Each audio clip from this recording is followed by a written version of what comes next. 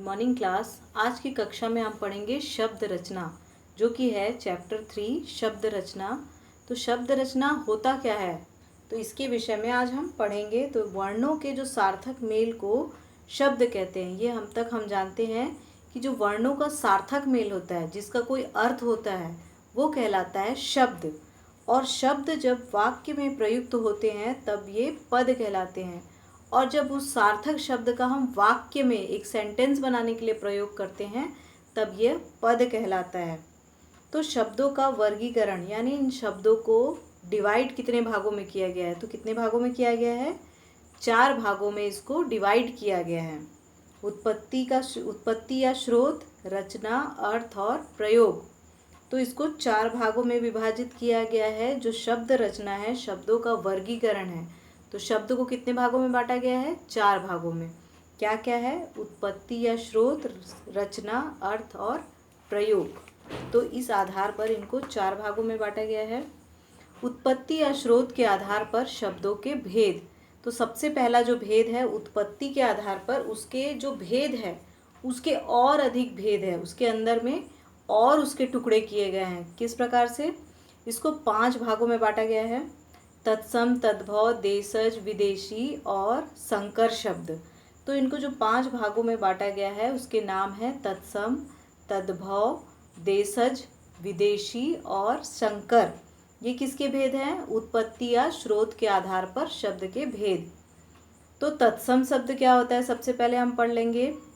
तत्सम के जो शब्द हिंदी में ज्यों की, संस्कृत के जो शब्द हिंदी में ज्यों के त्यों प्रयुक्त किए जाते हैं उसे कहते हैं तत्सम शब्द। तो जो शब्द संस्कृत में भी जिस प्रकार से बोला जाता है उसी प्रकार से हिंदी में भी बोला जाता है, तो वो कहलाता है तत्सम शब्द। यानी जो तत्सम शब्द होता है वो संस्कृत में जिस तरह प्रयोग में आया जा रहा है, वैसे ही ज्यों का त्यों हिंदी में भी उन शब्दों का वैसे ही प्रयोग किया जाता है। ये कहलाता है तत्सम शब्द। इसके कुछ उदाहरण हैं, जैसे कि कर्म, गृह, क्रिया, रात्रि, क्षेत्र। तो ये जो शब्द हैं ये जैसे संस्कृत में बोले जाते थे वैसे ही हिंदी में भी बोले जाते हैं, तो इसे कहते हैं तत्सम। उसी प्रकार है तद्भव। तो तद्भव क्या होता है? जो संस्कृत शब्द अपने परिवर्तित रूप में हिंदी में प्रयुक्त हो, जो संस्कृत से आई है लेकिन थोड़ा सा परिवर्तित हो गई है, परिवर्तित रूप में हिंदी में प्रयुक्त हो रही है यानी प्रयोग की जा रही है, वो कहलाते हैं तत्सम, तद्भव शब्द। तत्सम क्या था? संस्कृत से आया था और ज्यों का त्यों हिंदी में प्रयुक्त होता था। लेकिन तद्भव क्या है? ये भी संस्कृत से आया है लेकिन थोड़ा सा उसमें परिवर्तित कर दिया गया, थोड़ा सा परिवर्तन ला दिया गया है, उन शब्दों को थोड़ा सा चेंज कर दिया गया है। ये कहलाता है तद्भव शब्द। इसके उदाहरण हैं सूर्य से सूरज, रात्रि से रात और दुग्ध से दूध। तो जो थोड़े से परिवर्तित हो गए हैं, हम जानते हैं कि ये संस्कृत शब्द है, उसको थोड़ा परिवर्तित करके हिंदी में प्रयोग में लाया जाता है, ये कहलाता है तद्भव शब्द।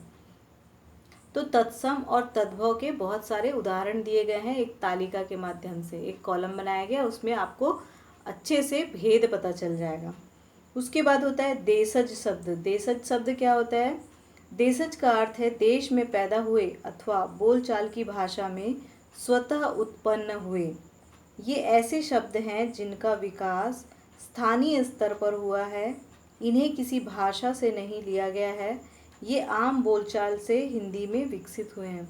देशज यानी अपने देश की ही भाषा, और आम बोलचाल में प्रयोग में लाई जाने वाली जो भाषा होती है उसे कहते हैं देशज भाषा। तो इसको कहीं से लाया नहीं गया, ये हिंदी में अपने आप से विकसित हुए हैं। आम बोलचाल की भाषा में ये प्रयुक्त किए जाते थे। क्या क्या है ये? रोटी, थाली, पानी, पगड़ी, इस प्रकार के जो शब्द है ना, इसे कहते हैं देशज शब्द। फिर है विदेशी शब्द। हिंदी का समय समय पर विभिन्न विदेशी भाषाओं से संपर्क होता रहा है। तो हिंदी का जो अनेक विदेशी भाषाएं हैं उनसे संपर्क होता ही रहा है, तो उसके संपर्क से उन्हीं भाषाओं से आए शब्द विदेशी शब्द कहलाते हैं।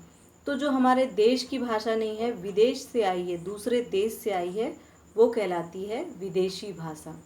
तो आज के पाठ में हमने पढ़ा कि शब्द के 4 भेद होते हैं। प्रथम है उत्पत्ति या स्रोत के आधार पर शब्द के भेद।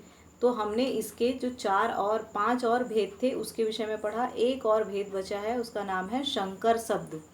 तो शंकर नाम से ही सुन के समझ आ रहा है कि जोड़ना, शंकर मतलब दो भाषाओं के मेल से बनने वाले शब्द को संकर शब्द कहते हैं। यानी दो भाषाओं को मिला के एक शब्द बनाया गया है, वो होता है शंकर शब्द।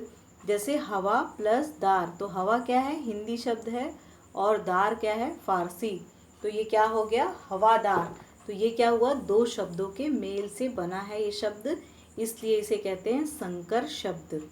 तो इस कक्षा में हम उत्पत्ति के आधार पर शब्द के वर्गीकरण का जो पहला, जो उसके 5 भेद थे उसके विषय में पढ़े।